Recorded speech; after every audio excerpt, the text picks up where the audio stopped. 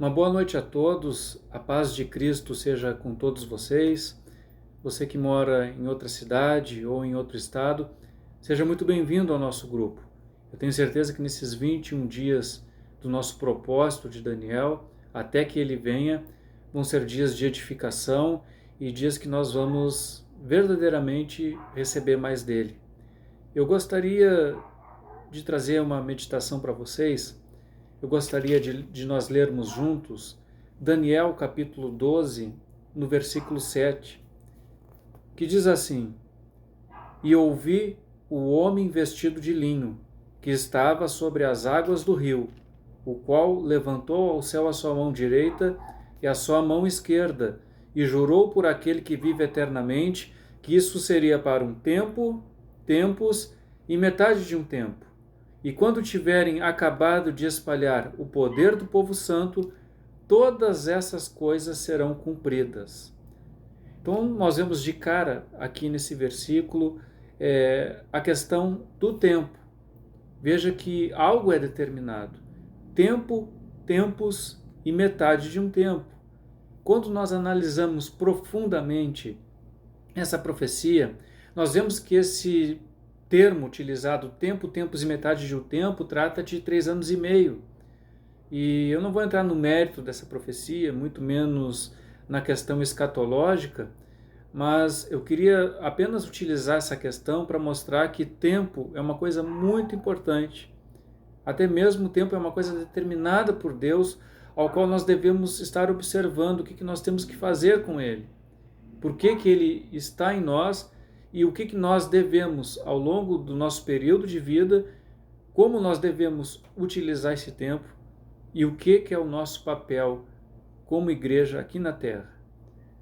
Se nós começamos a analisar isso, quando a gente vai lá para Gênesis, no capítulo 1, e a gente percebe que Deus ele vai criando as coisas, e ali ele cria os lumiares da terra, a lua, o sol. Ele diz que aqueles lumiares são colocados na terra para tempos determinados. A palavra em hebraico é moed. Inclusive as festas de Israel, elas são guiadas e são chamadas também de tempos determinados. Isso traz uma coisa muito importante para nós, uma implicação muito importante. Veja que nós temos já uma noção do porquê que ele existe. Por que ele foi criado? Para quê? Para que coisas fossem determinadas e acontecimentos ocorressem ao longo da história para determinar o quê? A restauração e a salvação de todas as coisas da humanidade e a restauração dos céus e da terra. Veja que o propósito de salvação em Cristo Jesus da humanidade vem antes mesmo da fundação do mundo. Só que esse propósito de salvação, ela não pula de uma eternidade e já partindo imediatamente para uma outra eternidade. Não. Para que esse propósito seja estabelecido, é criado esse termo, é criado o tempo. Isso é, durante um período, as coisas podem ser contadas, né? As coisas podem ser calculadas. E isso é muito importante, porque isso determina que ao longo da história da humanidade, tudo, verdadeiramente tudo, tem um tempo determinado para acontecer. E na nossa vida é a mesma coisa. Tem coisas na nossa vida que tem que acontecer. Coisas boas e coisas ruins já estão determinadas. Só que essa questão de bom ou ruim do que vai acontecer na nossa vida é uma coisa muito relativa. Tem coisas que eu posso considerar como algo bom e não ser. Tem coisas que a minha mente pode considerar como algo ruim e essa coisa pode não ser ruim. Então veja como isso é relativo. Mas que existe uma verdade absoluta. E eu não estou falando de destino, tá bom? Eu não estou falando dessas coisas. Mas que existe determinação, tempo determinado para as coisas, isso existe. Veja que o próprio Senhor Jesus Cristo, o próprio Senhor Jesus veio cumprir o quê? Tudo aquilo que estava determinado para ele.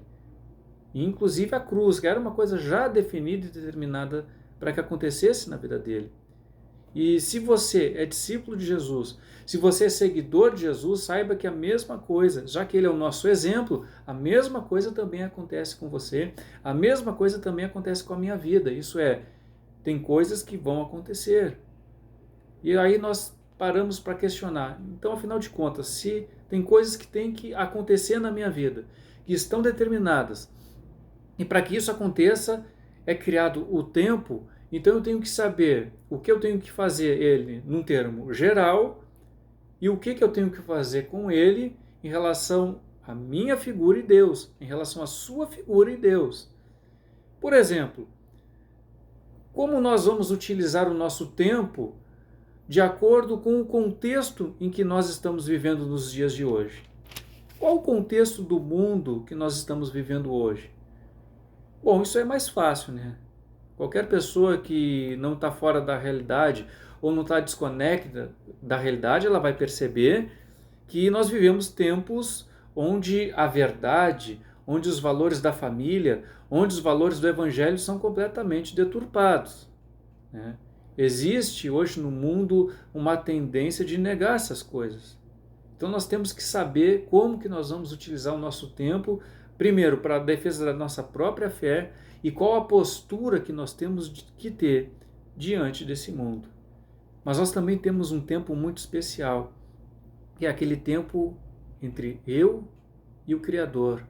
Isso é, eu sei que eu estou dentro de um contexto do mundo, mas dentro desse contexto do mundo, qual é o tempo que eu tenho e o que Deus quer de mim em relação a esse tempo? E isso cada pessoa tem alguma coisa determinada. Nem tudo aquilo, o tempo que eu estou vivendo é o tempo que você vai estar vivendo. Eu falo isso por quê? Porque tem muitas pessoas que às vezes não querem, não recebem um tempo de benefício na sua vida porque acham que não pode receber porque outra pessoa está passando por dificuldade. Mas veja bem, de repente o tempo daquela pessoa é passar por aquela situação. De repente o tempo que você está vivendo é um tempo de bonança. Ou vice-versa. Às vezes você pode estar revoltado porque o teu vizinho do lado está vivendo um tempo de bonança e você está vivendo um tempo de escassez. Mas, de repente, você tem que analisar uma coisa.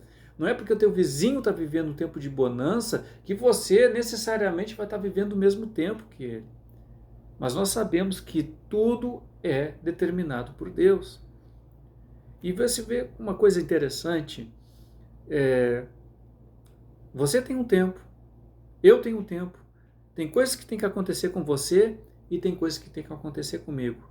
Mas existe uma coisa que, tanto no geral quanto individualmente, eu e você temos igual. E o que é esse igual? Quando a gente vai lá para Mateus no capítulo 11, o povo de Israel não entendeu o tempo da visitação do Deus encarnado no meio deles. Isso é, Jesus, a imagem do Deus invisível, o verbo vivo de Deus, o Logos, se materializou no meio daquele povo e eles não entenderam a visitação do Senhor. Tanto que Jesus disse assim: nós tocamos flauta e vocês não dançaram. Nós entoamos lamentações e vocês não choraram. Por que eles não fizeram isso? Jesus veio no meio deles e pregou o reino de Deus, anunciou a vinda do reino de Deus. Aquilo era para trazer alegria para aquele povo, eles não se alegraram. E Jesus também pregou o arrependimento de pecados, isso é, a contrição, o arrependimento, a busca pelo perdão. E aquele povo não chorou, aquele povo não se entristeceu. Eles literalmente não estavam entendendo o tempo em que eles estavam vivendo. Por isso, lá em Mateus 9, eles fazem uma pergunta para Jesus bem emblemática. Eles dizem assim: por que os teus discípulos não jejuam e os discípulos de João Batista jejuam? E Jesus dá uma resposta bem clara. Ora, os meus discípulos não jejuam, por quê? Porque o noivo está entre os convidados. Enquanto o noivo está com os convidados, não há necessidade dos convidados jejuarem, mas chegará o dia em que o noivo será tirado dos convidados. Então eles jejuarão. Irmãos, esse é o nosso tempo. Essa é a nossa função. Veja que Jesus fisicamente foi tirado do meio de nós. Eu digo fisicamente, porque nós sabemos que Deus, pela sua onisciência, onipresença e onipotência, Ele não nos deixou órfãos, Ele enviou seu Espírito Santo, nós oramos, buscamos e somos cheios desse Espírito Santo. Mas fisicamente o noivo foi tirado. E se fisicamente o noivo foi tirado, é o nosso papel hoje de igreja, de cristão, o quê? Orar, de jejuar, como Ele mesmo falou. Jesus profetizou o tempo que nós estamos vivendo hoje, que é de oração, que é de jejum, que é de busca até que Ele venha. Nós estamos fazendo um propósito de Daniel de 21 dias, de jejum parcial e de oração. Mas na realidade, isso é apenas o quê? Para despertar o povo de Deus a essa esfera de jejum e de oração. Porque na realidade, irmãos, nós temos que continuar isso até que Ele venha. Até o dia de Jesus voltar, resgatar a sua igreja e nós morarmos com Ele por toda a eternidade, onde não haverá mais nenhuma necessidade de nós jejuarmos. Por quê? Porque nós vamos estar face a face com Ele. Mas enquanto esse dia não chega, é o nosso papel nos fortalecermos o nosso espírito no jejum e na oração, para que nós estejamos preparados para tudo que vem acontecer na nossa vida. Tem muita gente que quer viver um tempo de bonança na sua vida, mas como que essa pessoa vai viver um tempo de bonança se ela não está preparada para receber essa bonança? Se muitas vezes ela está no chão, ela está entregue a todo tipo de trevas exteriores, ela não tem forças nem para se levantar, como é que ela vai receber uma bênção de Deus?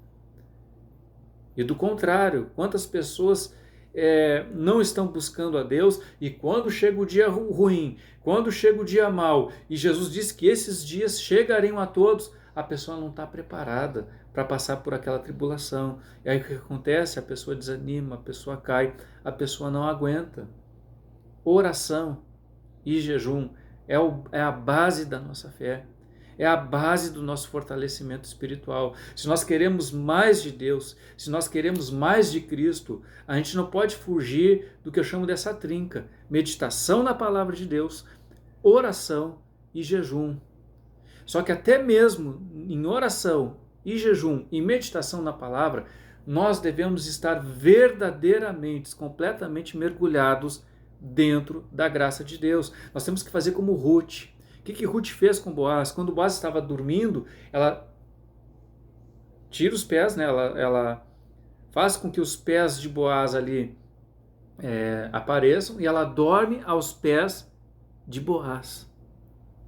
O que isso significa? Naquela cultura significava, quando uma mulher fazia isso, ela demonstrava que ela estava em total submissão àquela pessoa. Era como ela estivesse dizendo: a minha vida está entregue totalmente a ti, e eu clamo pelos teus cuidados.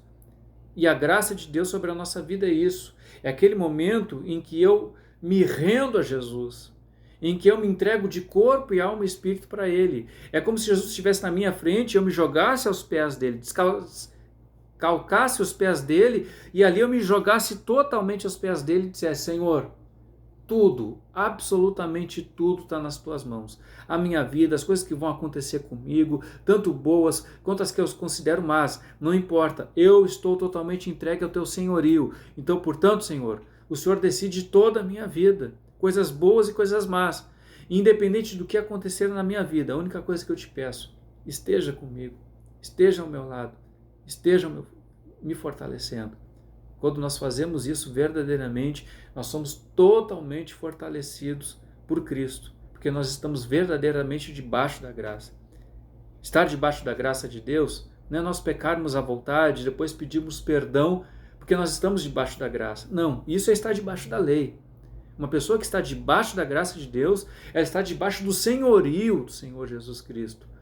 E Jesus jamais vai mandar uma pessoa pecar. Jesus vai nos mandar a pessoa amar o próximo e amar a Deus acima de todas as coisas. É por isso que Paulo fala que nós abandonamos a escravidão do corpo do pecado e passamos a ser escravos do quê? Da justiça da fé. Em nome de Jesus. Vamos orar? Pai, em nome de Jesus, eu venho agora, meu Deus, clamar pela vida dessa pessoa que junto comigo está fazendo esse propósito, Pai. Nós clamamos mais e mais da Tua presença. Assim como Ruth se jogou aos pés de Boaz, Pai, nós entregamos a nossa vida nas tuas mãos. Entregamos todos os acontecimentos da nossa vida para ti, meu Deus, sabendo que o Senhor está no controle, no senhorio de todas as coisas. Nós aceitamos tudo que vem de ti, meu Deus, sabendo que o Senhor é o Deus que cuida de nós, Pai, nos fortalece, nos guarda, nos livra, abençoa a nossa vida, meu Deus, com a tua graça, em nome de Jesus, Pai. Nós te agradecemos. Meu Deus, abençoa aquela pessoa que está doente, Pai. Aquela pessoa que colocou nos propósitos de oração, enfermidade, doença, caroços. Aquela pessoa, meu Deus, que colocou os filhos, Pai, perdidos nesse propósito. A família desestruturada, meu Deus. A bênção no lar, a bênção no casamento, Pai. A solução da vida financeira. Meu Deus, nós sabemos que todos isso que nós estamos citando são as demais coisas. Nós sabemos que quando nós buscamos o teu reino e a tua justiça, tudo isso, Pai, que foi citado, é acrescido a nós. Por isso, meu Deus, que venha o teu reino sobre nós, que venha o teu reino, meu Deus, que venha a tua justiça sobre nós, Pai, para que todas as demais coisas sejam acrescentadas, para que tudo aquilo, meu Deus, que nós colocamos nesse projeto, Pai, esteja, meu Deus, sendo acrescido, mas antes de tudo, a tua presença e a tua justiça, Pai, cresça cada vez mais e mais em nossas vidas, em nome de Jesus. A paz de Cristo, meus irmãos. Amanhã nós continuamos. Amanhã, segundo dia da campanha. Esteja junto comigo. Vamos meditar juntos. Vamos estar firmes nesse propósito. Em nome de Jesus. Uma boa noite a todos.